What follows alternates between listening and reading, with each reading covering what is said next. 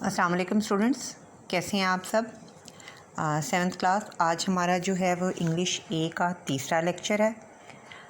बच्चों, in our previous 2 lectures we have read the chapter number 1 of unit number 1। Name of unit number 1 is elephants and the name of the chapter is revenge. हमने अपने जो पहले 2 English ए के lecture हैं उसमें हमने unit number 1 का chapter number 1 पढ़ा था, जिसका टॉपिक था revenge. As I have taught you in the previous lectures that this story is basically the story of the revenge of an elephant। जैसा मैंने आपको पूरी स्टोरी में ट्रांसलेट करके बताया था कि ये कहानी जो है वो बुनियादी तौर पर एक हाथी के इंतकाम की कहानी है। उसने अपने महावत के मरने की वजह जो शख्स बना, महावत यानी जो हाथी चलाने वाला होता है, जो हाथी पे बैठ के उसको चलाता है, अब उस हाथी पे बैठ के चलाने वाला शख्स जब मर गया और उसके मरने की वजह जो शख्स बना, तो हाथी ने किस तरह उससे अपना इंतकाम जो है लिया। In this lecture we have going to start the word meanings and sentences of this chapter. अब अपने इस लेक्चर में हम जो है उस चैप्टर के वर्ड्स मीनिंग और सेंटेंसेस जो है वो करने जा रहे हैं। बच्चों, these words meaning and sentences are showing on your screens. ये वर्ड मीनिंग और सेंटेंसेस आपकी स्क्रीन पे इस वक्त शो हो रहे हैं। Now I am going to read and translate all this.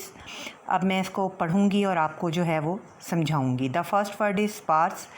Sparse का मतलब उर्दू में होता है कम, और इंग्लिश में इसका मीनिंग होता है लेस या मेगर। और इसका सेंटेंस है he ate a sparse meal before going on a long journey. उसने एक लंबे सफ़र पर जाने से पहले बहुत कम खाना खाया। और इसका दूसरा वर्ड है एस्टॉनिशमेंट। एस्टॉनिशमेंट का मतलब उर्दू में है हैरानगी, और इंग्लिश में इसका मीनिंग है सरप्राइज्ड। और इसका सेंटेंस है he looked with astonishment at his friend. उसने अपने दोस्त की तरफ बहुत हैरानगी से देखा। The third word is precaution.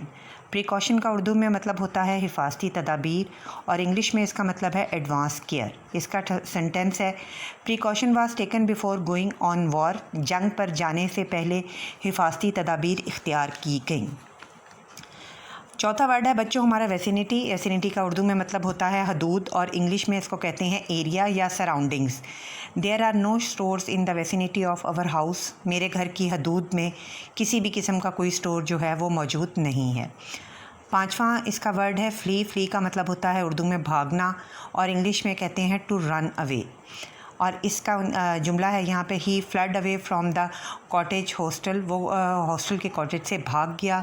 Next word is forage, searching for food. Urdu में इसको कहते हैं खुराक की तलाश, और इसका जुमला है he went foraging in the attic for gold old moments. और नेक्स्ट है इसका शेकल, टाइड, बांधना। He shackle the elephant at night. उसने रात को हाथी को बांधा। नेक्स्ट वर्ड है फेटर्स। फेटर्स का उर्दू में मतलब होता है टखनों के जंजीरें, और इंग्लिश में इसको कहते हैं चेन्स फॉर एंकल्स। और इसका सेंटेंस है he put the fetters in the horse. उसने घोड़े के इर्द गिर्द जो जंजीरें हैं वो डाल दी।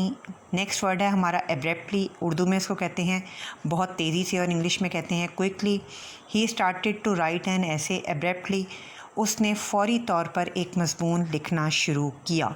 And the last word of this lesson is ventured, to undertake, to express. Ventured यानी अपने बात का इजहार करना, अपने जज्बात का इजहार करना। I venture to say that you are behaving foolishly.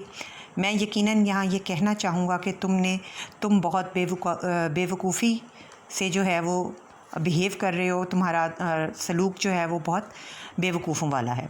बच्चों, ये हमारे जो हैं कुछ वर्ड्स मीनिंग और सेंटेंसेस थे इस चैप्टर के। आप सब ने इनको बहुत ध्यान से पढ़ना है, याद करना है, और फिर बच्चों आपने इनको अपनी नोटबुक्स में लाजमी जो है वो लिखना है। उम्मीद है कि आप सबको ये लेक्चर समझ आ गई होगी।